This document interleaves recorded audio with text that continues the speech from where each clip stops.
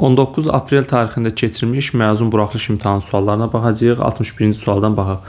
61-ci sual deyir, loqaritm 3 əsasdan 81 ifadəsinin qiymətini tapın. Deməli, loqaritm 3 əsasdan 81 elə bir loqaritma 3 əsasdan 3 üstü 4 deməkdir. Bu da bərabər olacaq. 4-ü qarşıya atarıq. 3-dən 3 bizə 1 verəcək. Yəni, yekun qiymətimiz olacaq 4. Yəni, 61-də doğru cavabımız olacaq C variantı. Yəni, birbaşa da yaza bilərsiniz. 3 əsasdan 81 elə 4-ə bərabərdir. Çünki 3 üstü 4 81 eləyir. 62-ci sual. 62-ci sualda iki bucaq verilib. Bir tərəf deyil, ikinci tərəf soruşursa sinuslar teoremindən istifadə eləməliyik. Onda olacaq nə? A tərəfi, yəni 8 olacaq. 8 bölünsün. Bunun qarşıdakı tərəf 30. Bucaq 30 dərəcə olacaq. Sinus 30 dərəcə bərabərdir. Digər C-nin sinus 60-a nisbəti. Qarşısında 60 dərəcəli bucaq durur. Buradan çarpaz vurub C-ni tapsaq, olacaq 8 bölünsün sinus 30-da 2-də 1-dir. Bunda vuracaq sinus 60-a, yəni 2-də kök altında 3-ə. Buradan ixtisar gedəcək nələr? 2 ilə 8 ixtisar gedir. 4 qalır. Bu 2-də 1 də tərsinə vuranda olacaq nə? 8, bir də kök altında 3. Yəni doğru cavabımız olacaq Y variantı. Keçək 63-cü suala. Deyir, bərabərsizliyin ən böyük tam həllini tapın. Qiymətini tapın. Buradan onda belə yazaq. 2x çıxılsın, daha doğrusu 2 çıxılsın 3x kiçikdir mənfi 7 minus 5x. 5x keçirsək olacaq müsbət 5x çıxılsın 3x kiçikdir. 2-ni də sağa keçirdəndə mənfi 7 çıx 2 olacaq.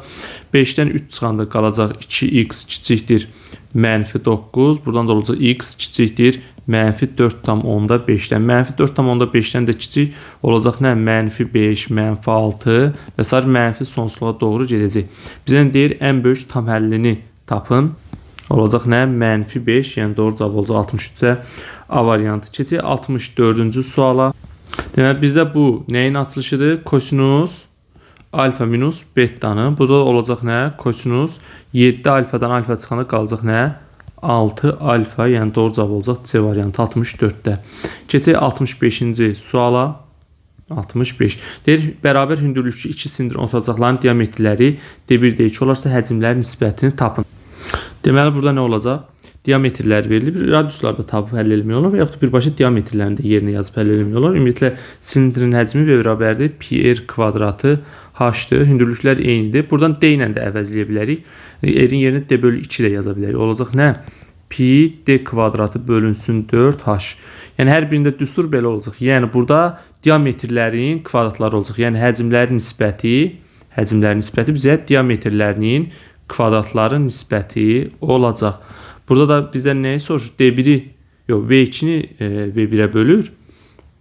Buradan da onda onda D2-ni yazaq burada. D2-nin D1-ə, V2-nin V1-ə. Buradan da olacaq D2-dir burada. Aha. D1-ə. Bu 1-dir.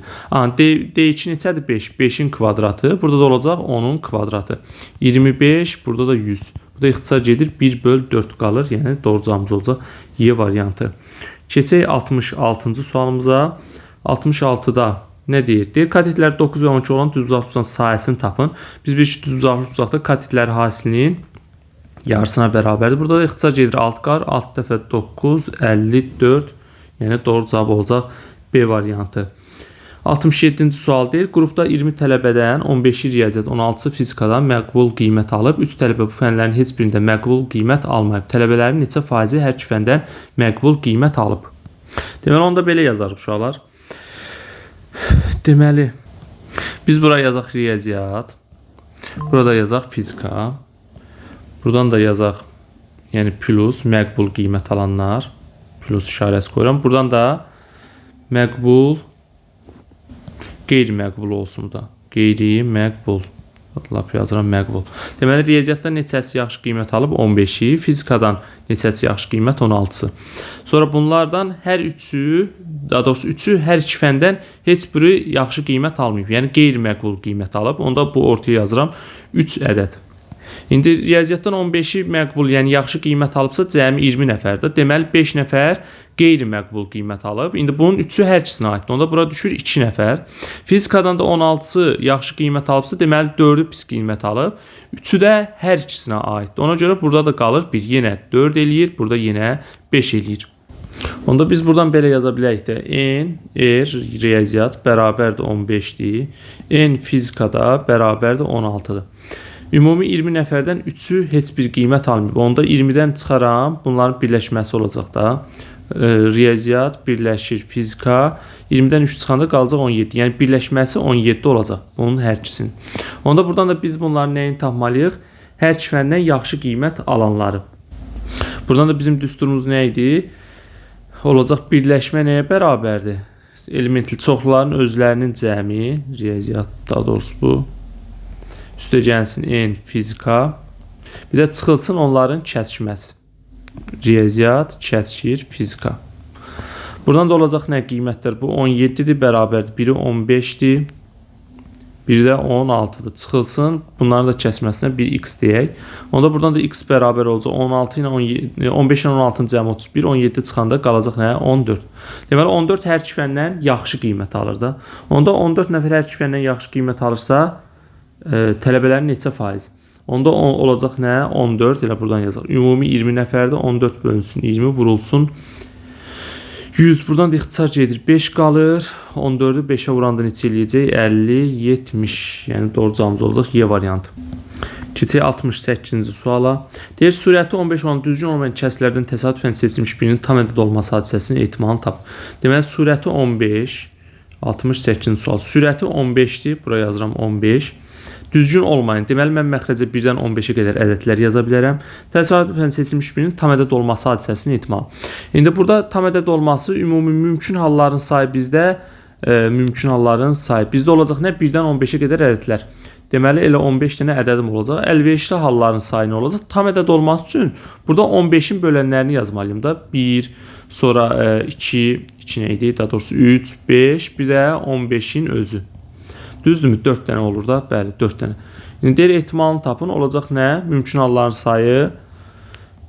Deməli, əlverişli halların sayı oldu 4. Mümkün halların sayı da oldu 15. Yəni olacaq 15'də 4 şəklində.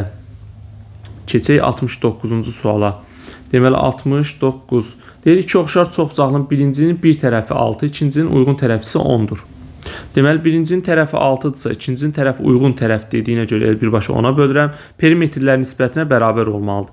Birincinin perimetri 42'dir, ikincinin perimetrindən də 1x yazsaq, buna da x bərabər çarpaz vurarıq. Olacaq nə? 10 vurulsun 42 bölünsün 6'ya. 6 ilə 42 ixtisar gedir. 7 qalır. 7'yi də ona vuranda düşəcək nə?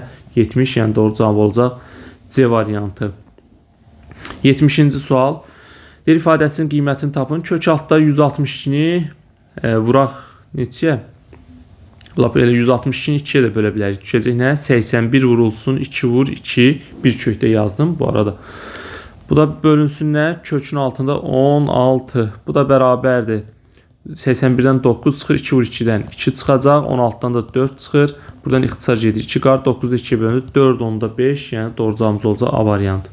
Keçək 71-ci suala. Deyir, tənliyini həll edin. Deməli, tənliyini həll etmək üçün ilk öncə toplayaq. Olacaq modulda A bərabər mənfi 5'də 1-dən 4'də 1'i toplayırıq. Elə bil 4'də 1-dən çıxacaq 5'də 1. Bu da bərabər olacaq 20'də 5 çıxılsın 4. Bu da nə eləyəcək? 20'də 1. Bu da oldu 20'də 1. Təbii ki, modulda bir dəfə özünə bərabər götürüb, bir dəfə də mənfisinə bərabər götürüb. Müsbət plus minus 20'də 1 olacaq. 72-ci sual. Loqaritma 3 əsasdan x minus 3 kiçik 0. Əsas 0'dan böyük olduğu üçün elə olduğu kimi götürəcəm. Olacaq 0'da 3'ün üzərinə yazılır da. Deməli olacaq x minus 3 kiçikdir 3 üstündə 0. Bir də təbii ki, loqaritma daxilində mənfi olmaz. X minus 3 də böyük olmalıdır nədən? 0'dan. Buradan da olacaq x kiçik bərabər 3'ü də sağa keçsinə 3 üstü 0 elə 1 deməkdir. Bu da eləyəcək 3 ilə toplayanda 4. Burada da olacaq x böyükdür nədən? 3'dən. 4'dən kiçik bərabər 3'dən böyük. Deməli 3'dən böyük, 4'dən də kiçik bərabər olacaq nə? D variantı. 73 deyir, ifadəsinin qiymətini tapın. 73'də mənfi 1 qoyanda yerinə nə olacaq? Olacaq bu mənfi 2 tək dərəcələndir. Üstə gəlsin 3, üstə gəlsin 3, bir də plus 1. Bu da bərabərdir. Eləyəcək neçə? 5. müsbət 5. Doğru cavab olacaq D variantı. 74-cü sual. 74. Deyir, permütasiya 5-dən 5. Yəni, bu bizə nə verir? 5 faktorial vurulsun. Kombinezon 6-dan 3-dür o, səhv etmirəmsə. 4 vur 5 qalır, eləyir 20. Üstə gəlsin. Kombinezon 6-dan 4-dür. 4-ə qədər ixtisar gedir.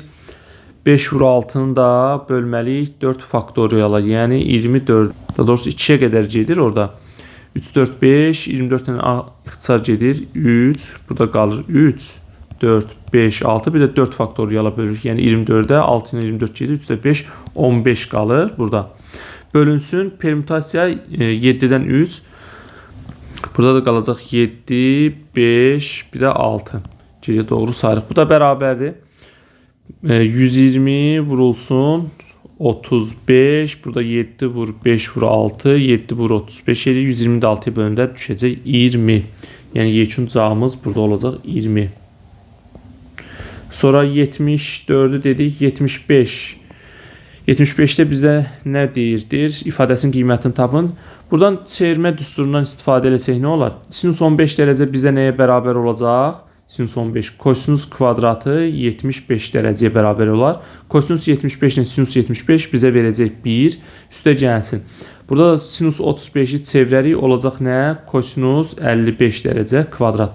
Kvadratları da cəmi yenə 1 verir. Toplayanda eləyəcək cəmi 2. Yəni yekun cavabımız olacaq 2.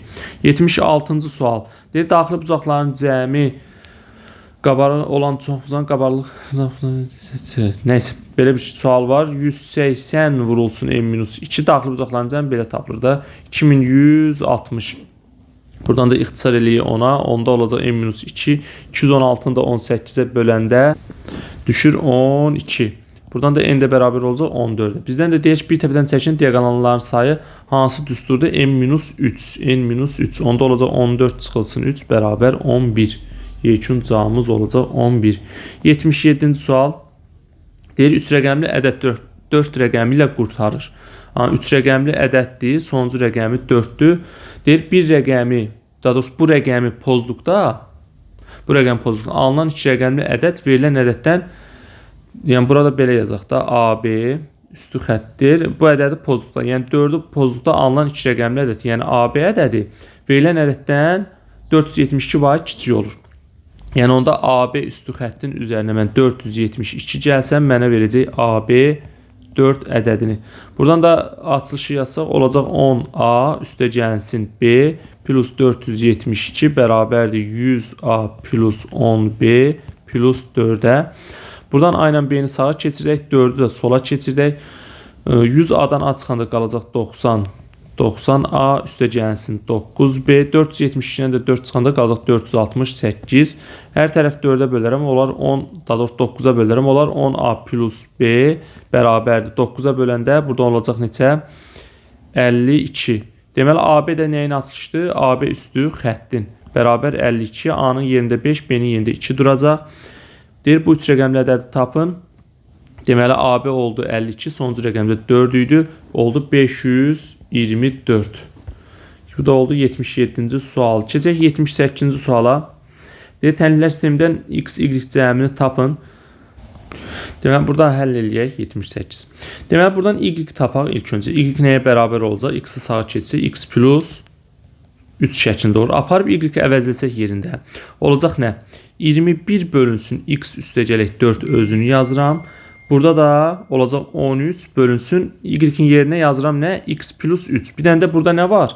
Plus 1 var. Onu da üzərinə gəlirəm. Bunu da üzərinə gələndə olacaq x plus 4 şəklində. Bərabər 2. Məxrəclər eyni olduğu üçün onda toplayanda olacaq x plus 4-də. Sürətlər toplanılacaq olacaq 34 eləyir. Bərabər 2-yə. Düzmü topladıq? Bəli.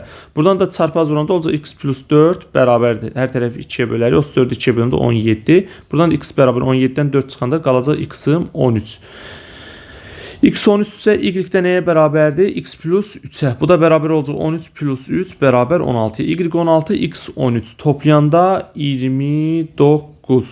Keçdik izah tələb olunan suallara. Bunu paylaşmış uşaqlar. İndi ətraflı suallara da baxıb sizlə ətraflı bölüşəcəm.